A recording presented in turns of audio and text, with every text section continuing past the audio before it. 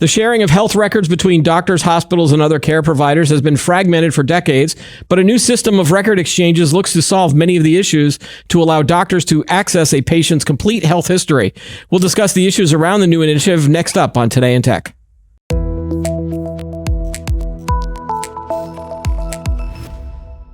Hi, everyone. I'm Keith Shaw. Welcome to Today in Tech. Joining me on today's show is Rob Mitchell. He's a freelance writer for Computer World, and Val Potter, managing editor of features at Computer World.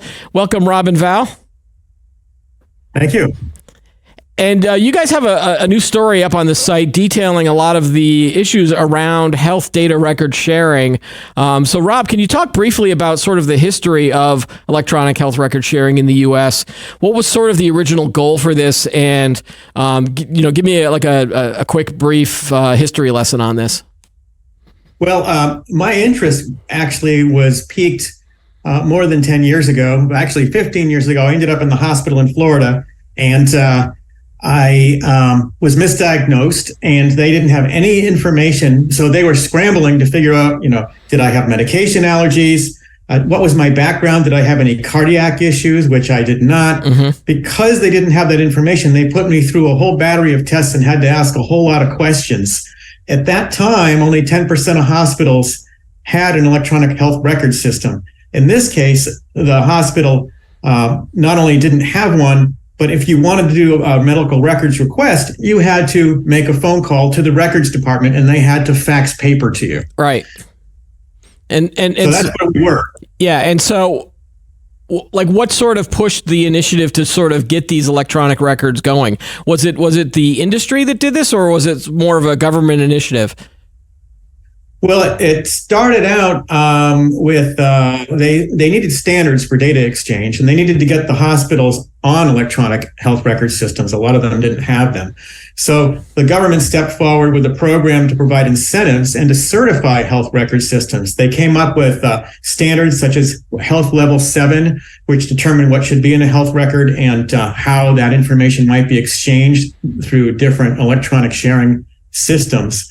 And that led eventually to the development of vendor-based exchanges and also regional exchanges, and even some that focused on exchanging information, say, with the VA and other organizations out there. But it was all pieced together. Right. There was no one universal place where any provider could get all the information, all your core medical records, if they walked into an ER that was 1,000 miles away from home. And so Val, where does the system stand today in terms of the effort, in terms of getting hospitals, doctors, care providers, labs, all of those other groups to get onto some sort of sharing? Because it doesn't seem like it immediately happened. It felt like it's still fragmented and it's still a slow process. Oh yeah, absolutely. I mean, this actually started, way back when HIPAA passed in 1996 was sort of the first baby steps towards it. And there's been a series of regulations from every single administration. I mean, that was Clinton administration, the Bush administration, Obama administration, Trump administration, and they've all passed subsequent laws that have sort of inched it along, inched this whole process along of data sharing and getting hospitals on board. And we're a lot closer now than we used to be. I think something like more than 90% of healthcare providers are on some sort of electronic medical records system, not necessarily one that talks to the others, but at least we've gotten that far. In terms of the actual exchange of information, there are, eventually sort of partly through just sort of like industry initiatives, partly nudged along by these government incentives and penalties for not participating. More and more organizations started sort of making these regional health information networks, and then they started being able to talk to each other to some extent, but there's just sort of this mishmash still of regional networks. We still do not have a national system of information sharing at this point. Right, and it feels getting closer. Yeah, it does feel like we are getting closer, and now it feels like that the the crux of the story that's now on Computer World is this idea of the Qualified Health Information System. Hold on. Qualified Health Information Network System, which the acronym is QHIN, QHIN. Is that sort of what we're seeing now? Is that once these networks go live, that the interoperability and the exchanges will start to happen a lot more than we've got? Rob? Yes, that is part of there's an alphabet soup of different initiatives and standards, which created what was a specification for developing an open exchange standard and developing what ended up being 7 of these QHINs that hospitals can join or any provider can access in order to pull information about different patients. So no matter where the patient is, you can get the records. But at this point, that's just limited to initially when these roll out, which will be later this year and early next year, it'll be limited to just the clinical data that these folks need for treatment. Okay. And also patient access. But it's not going to be a lot of the other types of data that you might want to include in there. And also it's hospitals, mainly in doctors' offices. If you look at pharmacies, walk-in clinics, home health care providers, or emergency response people that might need instant access to your records in an emergency, that hasn't been pulled together yet. Hopefully that's going to happen when the QHINs go online in early next year. So medical data records, even if you get your core information, is still fragmented. I was told by one pharmacy provider, for example, that my records, if my healthcare provider had an Epic system, that's the biggest healthcare electronic record system in the United States, vendor, then the data could be shared. But when I actually called my local pharmacy, they said, you have to ask us and we'll provide it to you, to the provider by fax. So obviously the message hasn't gotten out. And then, once the QHINs come in, they should be able to exchange this information. One question is, will they, or will you always have to request that it be sent back? Right. What kind of information is usually included in an electronic health record? Obviously, the last time I was at the doctor, I think they have an Epic system, and a nurse comes in and types in my name and logs in, and then they see everything that they see my health history. But that's usually just kind of like local to that system, right? They're not connected to, they're not connected to my dentist, for example. So those two, like the doctor and the dentist, aren't talking, and I don't even know if they can or should. But then I noticed in your story that not all sorts of data is included in this record. Val, do you want to sort of go over what's included and what is not included in these records? Yeah, so I mean, it's basic information like family history, status, immunizations, medications, your plan of care, things like that, procedures you've had done, all that kind of stuff. But there's a lot of, really important information that's being left out. Medical imaging is a huge hole there. And that's something actually I can attest to that personally. I moved from San Francisco across the country a couple of years ago. Right. And while I was able to pull, when I moved to a new healthcare system, I was able to pull in all my old records in, again, paper form. I believe they faxed it across the country. Wow. Even though they're both on an Epic system, they still somehow, it all came over on paper. And so that left out, I'd had CT scans that I need to have access to, so right. that the current, I have a CT scan every year to compare with prior information to make sure nothing has changed. And without that, without the old imaging, the new radiologist has no way of knowing if it's changed right. From the previous years or not. And so nobody explained to me that I need to request those images and have them sent to me or directly to the provider on a CD or a DVD, which is crazy. I mean, what's the internet for? Yeah. Is it because these scans are so high in terms of the file size, and it's just unreasonable for images like that to be sort of transferred electronically? Or is it just that people don't, or there's not a matching format for any of this stuff? Have you been able to figure that out? Yeah. Yeah, I'm not sure the answer to that. Oh, sorry. Go ahead, Rob. The formatting is there. I think it's just the cost and the amount of storage that's needed. One person told me that they could do it, but there just hasn't been a lot of interest at this point among the various parties involved to start that process. That's interesting because you think it would with imaging. Yeah, with imaging, you would think that's a very important sort of aspect to have. Right. Yeah.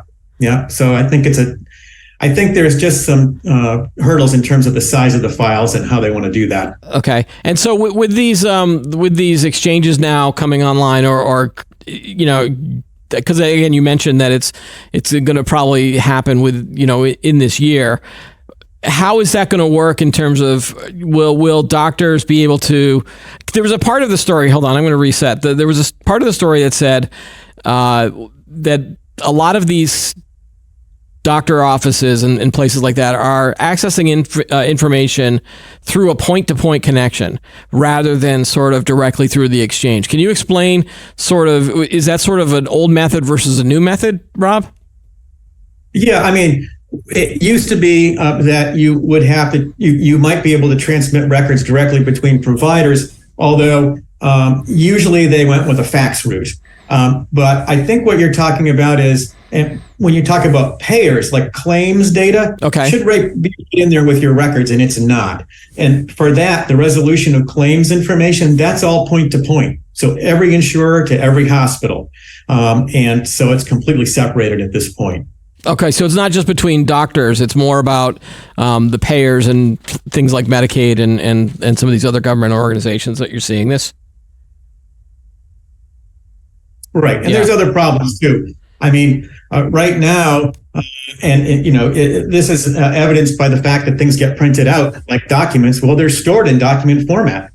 So if a provider wants to go into the document and say search through fielded data elements for certain data about you and search or filter or sort for it, they can't do that. They have to page through what's there, which they find frustrating. And there's also a suspicion among some of the providers that the data is not complete. So not only when they use the exchanges do they ask for the information there, they then ask for the paper copy again by fax. Right. And this is something you bring up in the article too. You talk about the last mile problem, right? It is that when you get down to the level of a nurse or a clinician or a doctor sort of accessing the record, that they still end up resorting to just writing stuff down on paper or getting the fax. And an interesting part of the article too was, I think you noted that not a lot of doctors might even realize that they have the ability to access the records. Did you find that amazing, Val, when you were reading that? Well, I did and I didn't. I think one issue that's contributing to that factor is that many hospitals are woefully understaffed, particularly since COVID. And so when you are just running as fast as you can to just see all the patients that need to be seen and take care of them, medical people are trained in medicine. They're not trained in computers and data systems and whatever. And so, you just do what you've been doing as quickly as you can, and there isn't time to learn something new, even though in the long run, that could actually save them time. If these workflows were automated, if their administrative staff didn't have to spend time faxing and copying and all that sort of stuff, and if the information were in a more accessible format, data-wise, they could simply do a quick search and pull up the information they needed instead of looking through these, paper documents. It really would be so much more efficient for everybody. But getting to that point, it takes a lot of time and effort to get there. And so, it's a time saver in the long run, but in the short term, it's just too big of a hurdle for these. Right. So at these organizations, who's responsible for sort of getting these doctors and nurses to sort of learn how to do that? Or is it even there? I mean, is it a matter of training? Is it a matter of just sort of awareness and sort of hoping, or do we go down the path of automation at some point? Well, in one hospital I spoke with, it's the CIO who's been trying to communicate that back down, because these are information systems after all. And they're instrumental in hooking up the pipes into these new exchanges or QHINs that are coming online. Mm-hmm. But there are exchanges today. And right now, one hospital was telling me that many of their departments are using the electronic exchanges, but at least one wasn't. It only had a 20% compliance rate. And some of the areas where we just talked about don't trust the data, it's not from our hospital.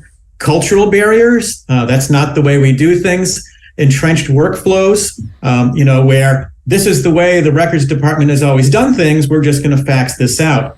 So, and then finally, there is education. In some areas, particularly in a really busy area, like say a understaffed emergency room, people may not even be up to speed or be fully aware of what they can get access to and how. So that's one of the big things that they're working on as we get to the rollout of these QHINs in Q4 of this year and into next year.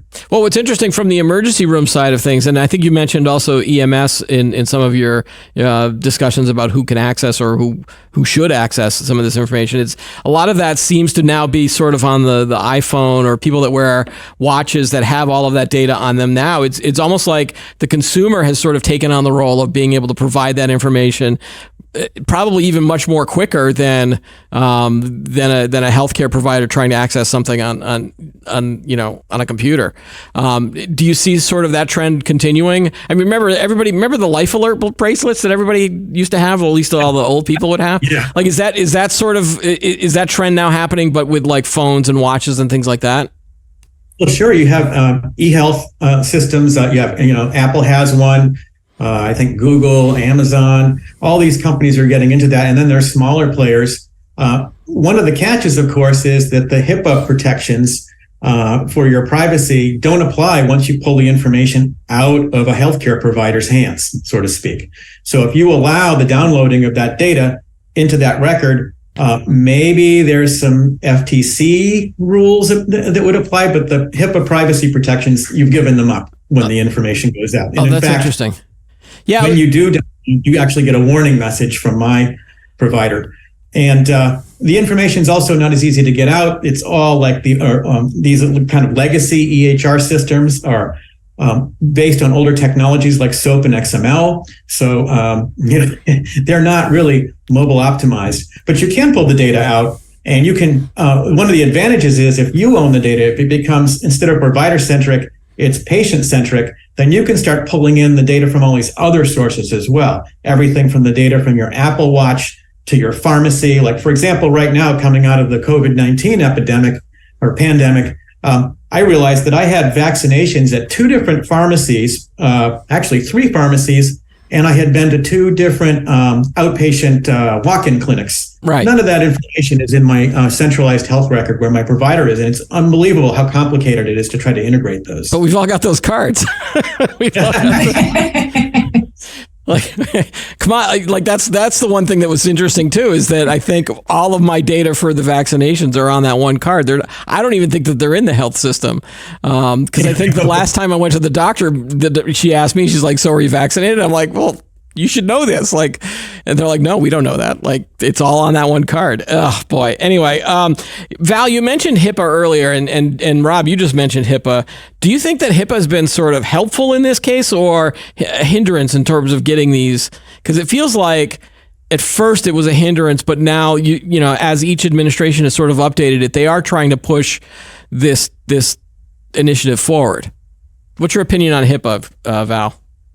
Oh yeah, I mean, I think it sort of sounds it's an interesting law because it's there for, you know, the protection of personal information, but at the same time, it does allow providers certain data sharing rights. It's just that it lays out what type of data, what type of providers you can share it with, who you can't share that data with without the patient's permission, and all that sort of stuff. So it seems in a way like it was locking down data, and indeed it was locking down that data in some aspects, but at the same time, it was explicitly giving permission to share the data between providers that needed to know that data, and therefore, you know, it really was useful. And, you know, again, those laws were there was something what they call it, the information blocking rule, went into effect like 2022 or something like that, and not that long ago, that sort of builds on HIPAA, where HIPAA sort of said,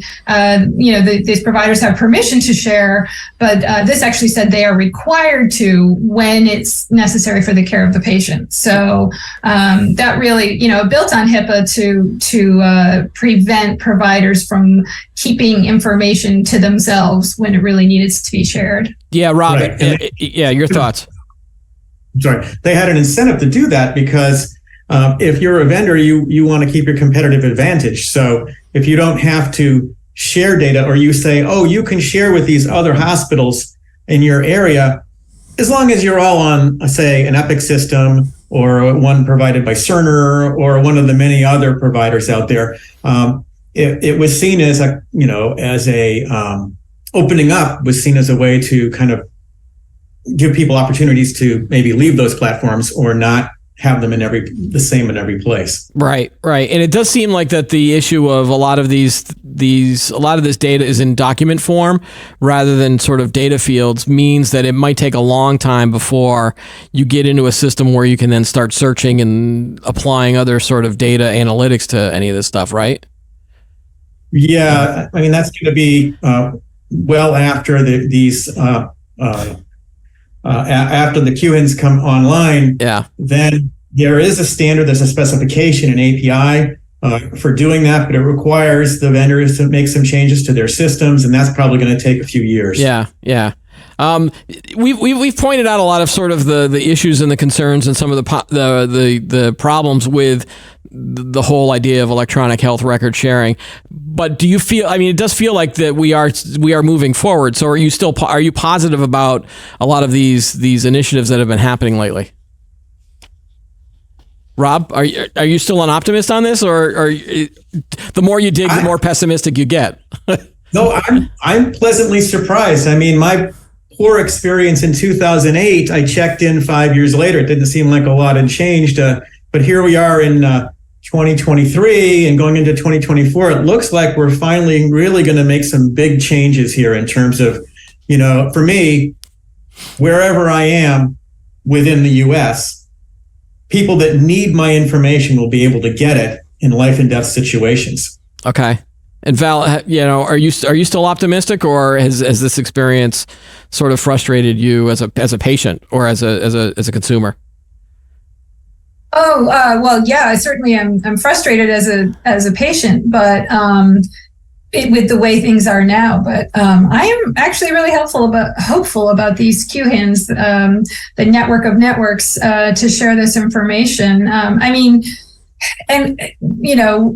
This is all, the whole problem here is that we do not have a national healthcare system. It's all this incredibly fragmented system of payers and providers and whatnot. So the fact that we've come this far, I was looking back at some of the articles that Rob wrote in 2008 about this. Back then it was like the same hospital, inpatient and outpatient, might actually have a different identification number for the same patient, like really basic stuff like that. Like even knowing who's being input and output of a hospital was not coordinated. So, we really have come a long way since then. So I'm quite hopeful. Okay. Yes. I mean, back in those days, I took my father in for a procedure, and we went into the clinic and then walked down the hallway to the hospital wing.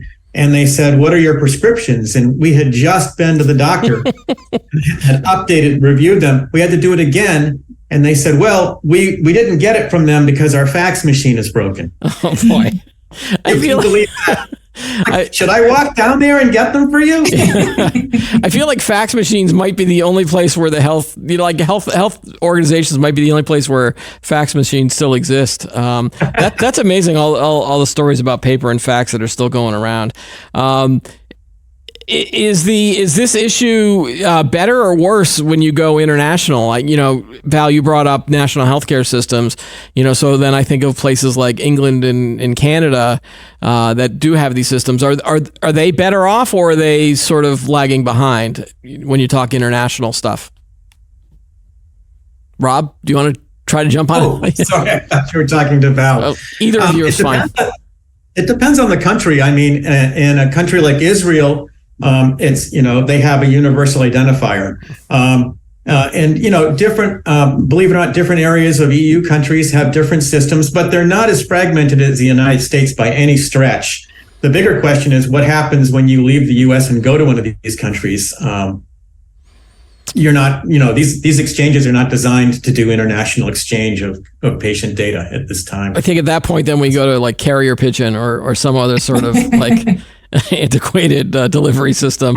Or you go back with your phone, you have a downloaded a medical record, and gee, it's on my phone, but guess what? It's not protected by HIPAA anymore because it's in one of these external exchanges. Ooh, okay. Or you try to remote in, or there's one organization called Smart Health IT that's working with other groups to try to develop a QR code that, once scanned, would give a doctor in a foreign country access to some critical data. It might actually be stored locally on some device that you have, or it might take them into some other record system. That hasn't been worked out. Right. And that's probably.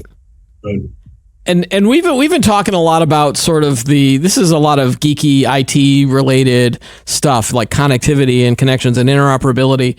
When I think about this, though, does the average consumer should they be interested in this? Should they be concerned about it? Or is this just sort of like a behind the scenes sort of kind of issue for them? Like, I always use the term of would my grandmother be interested in this, but now I'm old enough where that's not an issue anymore. Like, so, should the average patient be concerned about whether or not their health record can be shared or not? Val, you want to jump in on that one?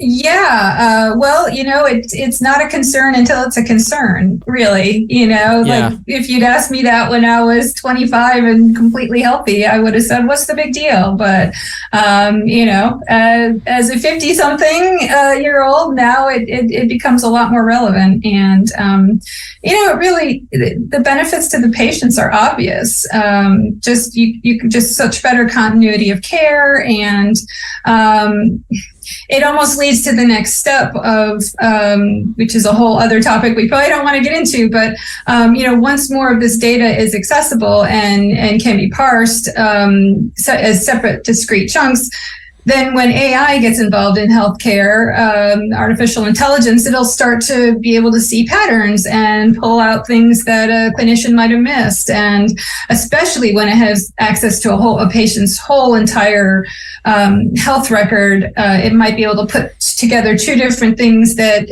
seemingly unrelated, but that, these two things are actually symptoms of such and such disease that a clinician might miss. Right. So you might be able to get to better diagnosis or maybe even faster diagnosis of a lot of this stuff. Rob, and again, you've experienced this personally in terms of this issue. If you can take yourself away from that for a second, do you think the average patient should be concerned about this, or at least pay attention to it? Oh, yeah, I think so. Particularly for older people. It's very confusing trying to navigate the healthcare system.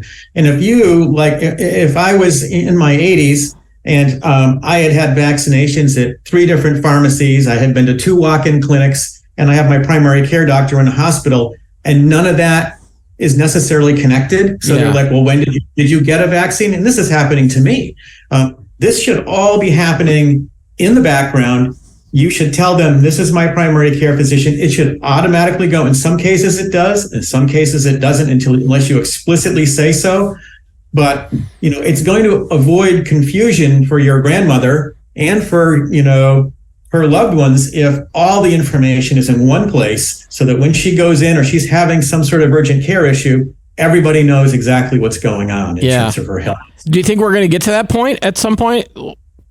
It sure looks like it. In fact, one of the QHINs operates an exchange now that's kind of focused on the smaller players in the market, but also some of these other areas such as home health care, emergency services. So I'm hoping that as those all get integrated in, we'll actually see this kind of automate as opposed to, you have to tell me if you want it to go into your health record. Right. And then in terms of moving forward, do you think it's more important to get some of these organizations that aren't connected yet, to get them connected in, or is it more important to sort of expand the types of data that can go into these records and exchanges? Or if you had to choose between the two, obviously you'd hope for both, but if you had to choose, what do you think was more important? Well, I would say what's most important is what the QHINs are trying to do is get as many hospitals connected as possible, which may take, they're telling me, as long as 2025. Mm-hmm. They've got to get that last 30% because you're talking about people's health and possibly life and death situations. So that's got to be number one. Then if you want to get the claims data in there, or if you want to be able to use the data for public health initiatives such as tracking a pandemic and being able to figure out what's going on, or based on syndromes, being able to alert people they may have been exposed to something, or whatever the other purposes of use are, those can come after that. Things like prescription drugs. Well, there's a list of prescription drugs, but guess what? Nobody knows if you ever picked them up, right? So, interesting. Okay, he's got a prescription. If he never took it and he's in the ER, is that the problem? Yeah. Yeah. That type of information was added. But again, that goes back to expanding, who is sharing data in those systems and, different purposes of use. Yeah. And Val, what do you think should be sort of the next steps? Do you agree with Rob in terms of getting everybody connected or expanding the data? Yeah.